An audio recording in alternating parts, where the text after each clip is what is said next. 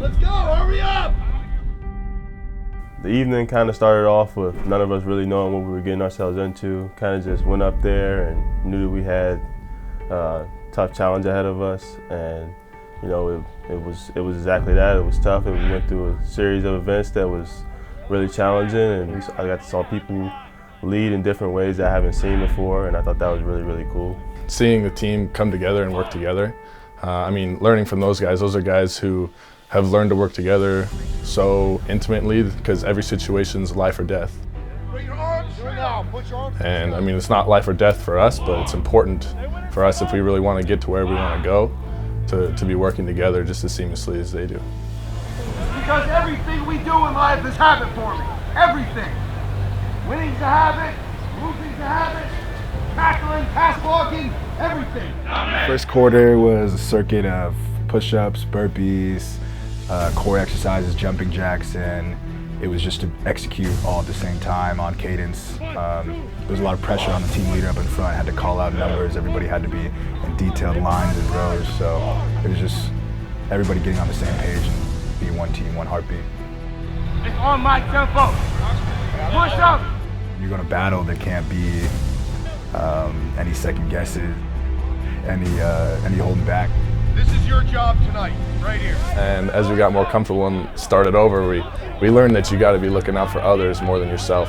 When guys get fatigued, a lot of times that fatigue can attack their mindset. It was my job, as well as the other injured guys, to get there right next to them and find a way to get them on rhythm, whether it's just telling them that they're off so they can identify it, or physically grabbing their body and positioning it to the right position. Stop blaming my teammate.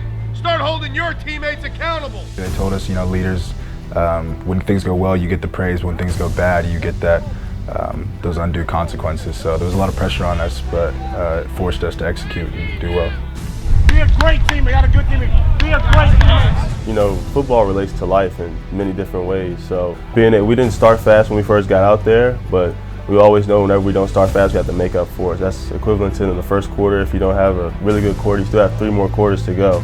And we finished off pretty strong. Sure, part of mental toughness is the ability to push through pain. That's part of it. Bigger part of it in football is to be able to stay dialed in through that pain. We got to deal better with that sudden change. Because I'll tell you this, it's coming again over the next couple of hours. I'll make sure of it. More importantly, it'll come this season. How you deal with it is going to be the question. I was in charge of the log race, which was complex. It got broken down to me in like less than 2 minutes. It really helped us learn how to communicate more effectively and work together to get things done. Yeah, he pulled me to the side and told me everything that we had to do. And he told it to me, like, it seemed like that, like 20, 30 seconds. He was like, okay, you got 2 or 3 minutes to tell everybody what I just told you. So not only did I have to really listen to what he was saying, I had to reiterate it. It was very eye-opening for me, and I think I took a step in my leadership because I figured out ways on how I reach people differently and what's the best way of going about doing it for me.